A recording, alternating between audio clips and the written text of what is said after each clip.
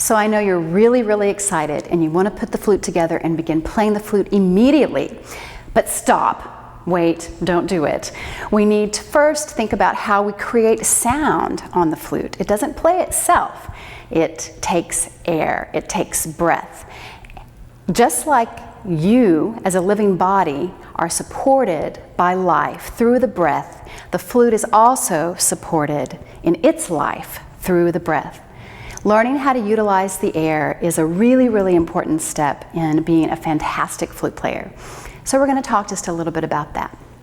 Before diving in too deeply, I just want you to take a moment to close your eyes and to notice your own natural breath.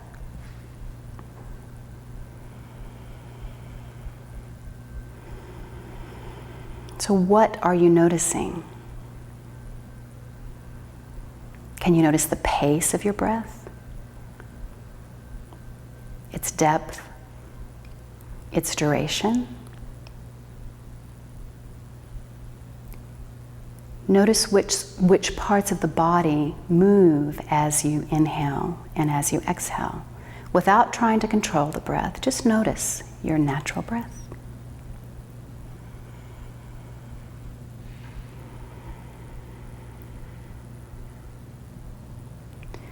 On your next inhalation, invite the breath to deepen.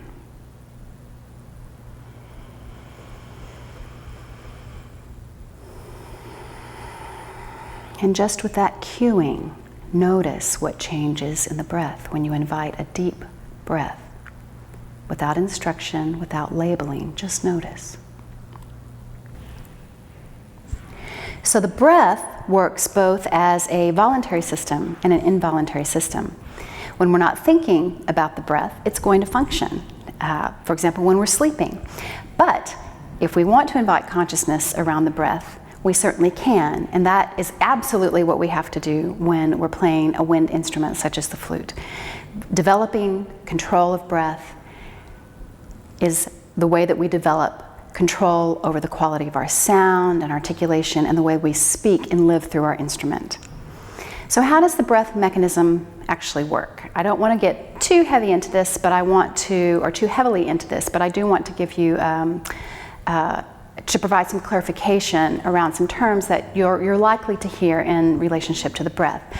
You may hear the term diaphragmatic breathing. And I want to be very clear with you around what the diaphragm is and how it functions as a muscle.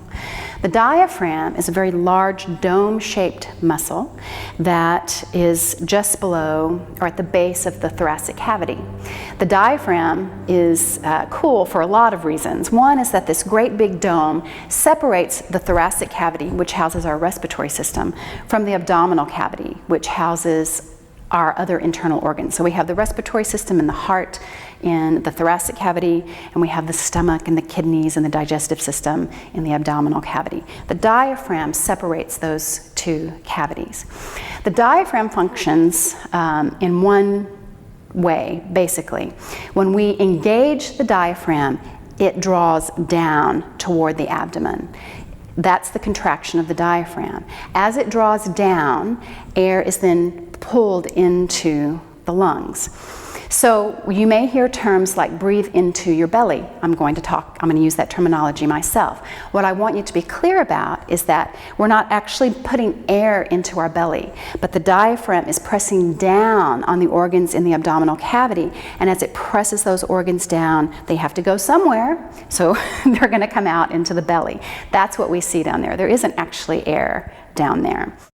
When the diaphragm releases, when we release the engagement of the diaphragm, it softens and moves back up into its dome-shaped cavity.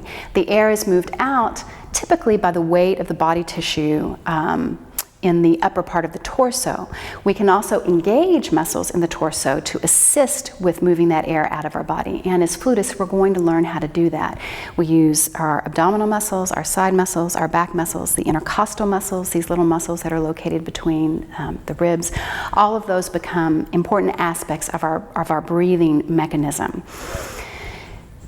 So the diaphragm is a dome-shaped muscle located at the base of the thoracic cavity that when engaged moves down. When released, it floats back up into the thoracic cavity.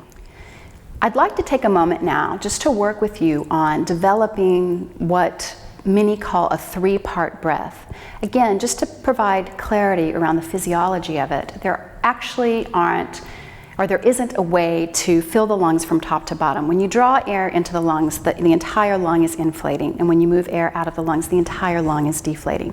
But we use this imagery to help us physiologically take a fuller, deeper breath. So I'd like for you to, in your chair, sit comfortably with both feet on the floor. Sit up tall, so you're lengthening the sternum, you're lengthening gently through the crown of the head. Soften the shoulders onto the body. Close the eyes, and again, take just a moment to notice your natural breath, the pace of your natural breath.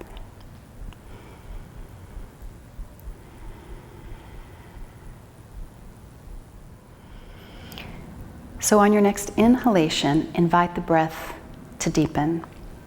And as the breath deepens, allow the belly to expand. As you exhale, draw the belly button in and up toward the spine. Inhale, soften the belly. Exhale, draw the belly button in and up toward the spine. On your next inhalation, soften the belly. Draw the air into the ribs. Feel the expansion of the side ribs and the back of the body and the front of the ribs. Exhale, allow the ribs to fold in and on themselves, and then draw the belly button in and up toward the spine. Inhale, soften the belly. Allow the belly to expand. Draw the air up into the ribs. Exhale, allow the ribs to fold. Draw the belly button in and up toward the spine. On your next inhalation, soften the belly, allow the belly to fill, draw the air into the ribs, and then allow it to rise all the way surrounding the heart, lifting the sternum. And as you exhale, soften the body, allow the ribs to fold, draw the belly button in and up toward the spine. And again, soften the belly as you inhale, the belly floats out, the ribs open, and then the air lifts the heart and the sternum. Exhale, soften, the ribs fold, belly button draws in and up toward the spine. Do this with me, 3 deep breaths.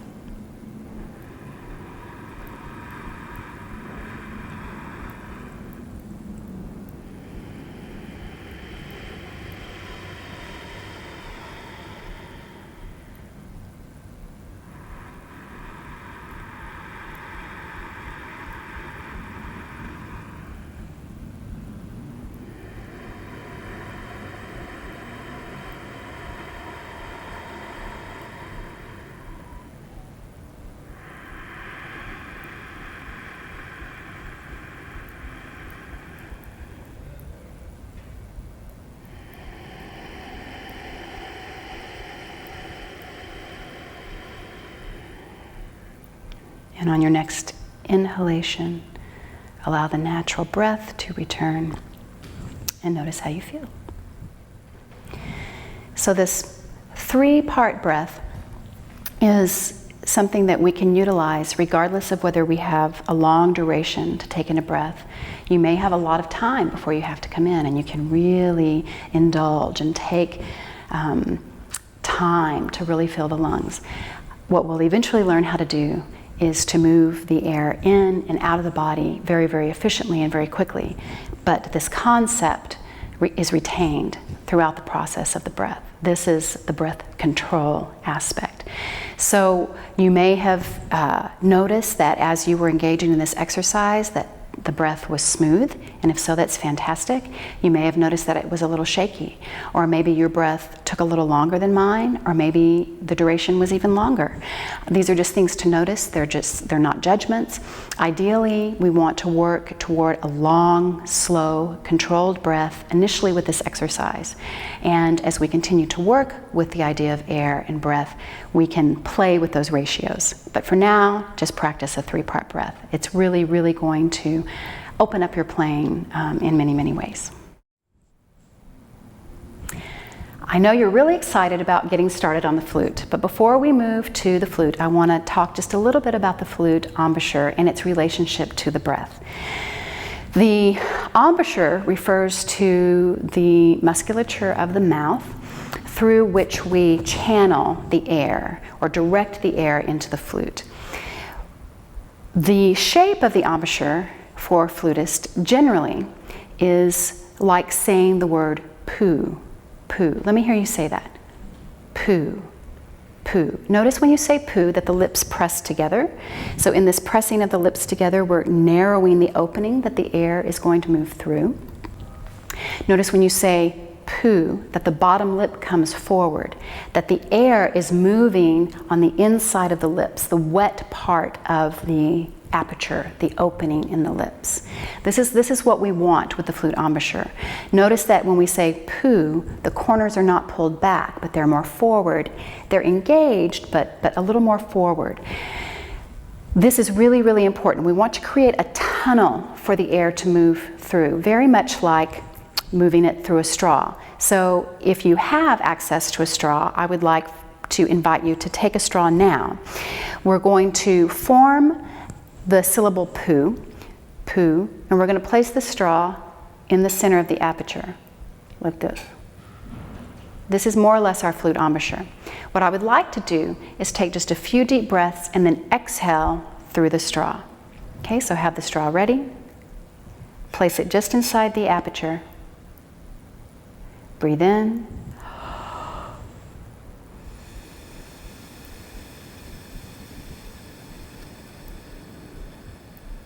And again, inhale.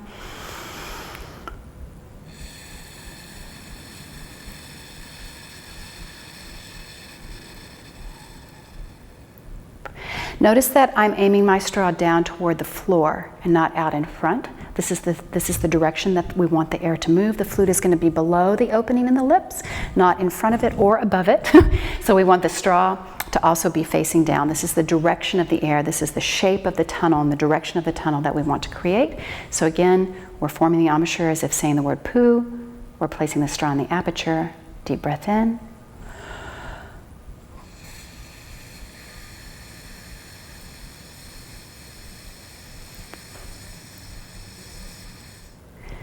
So you may notice that the duration of the breath is longer when you have the straw than without the straw. This is because we're moving a large portion of air through a little tiny opening. It's not quite like a reed instrument. They have an even smaller opening than that. The flute is very much like the tuba in that we don't have a lot of resistance that we're dealing with in the instrument. We create our own resistance with the aperture and the embouchure.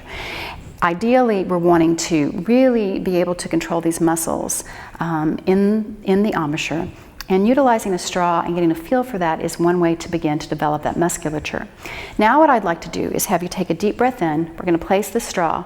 We're going to begin blowing through the straw, and then you're going to pull the straw out, but keep the air moving. This is going to be fairly representative of what the embouchure is going to feel like when we add the flute. Okay, so poo-shaped embouchure. Big breath in, place the straw, exhale,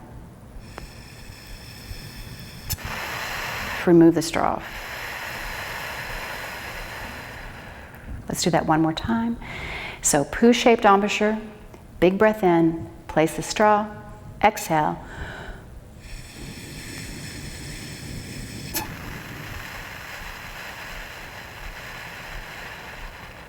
Excellent, well done. Before we move to the flute, I want to take this onto our finger. So we're going to take the index finger, place it in the crook of the chin, so right into the crook of the chin, really fit it in there nicely. So you're not up on your bottom lip. We don't want to do anything that's going to hinder the flexibility of that lower lip. We're going to need that flexibility of the lower lip.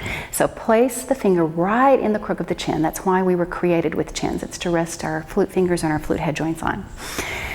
So same thing. You're going to find your poo-shaped embouchure. Feel as much of that lower lip against the finger as you can. Okay, poo, poo. There's a lot of lower lip on the finger. Poo, poo. Take a big breath in. Exhale through a poo shape.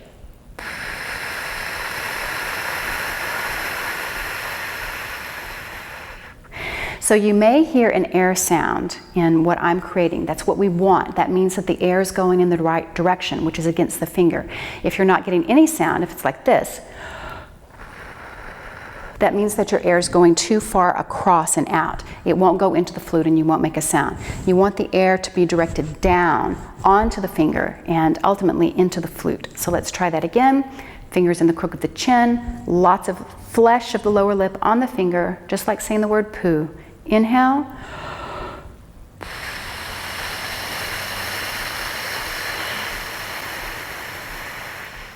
And one more time. Inhale.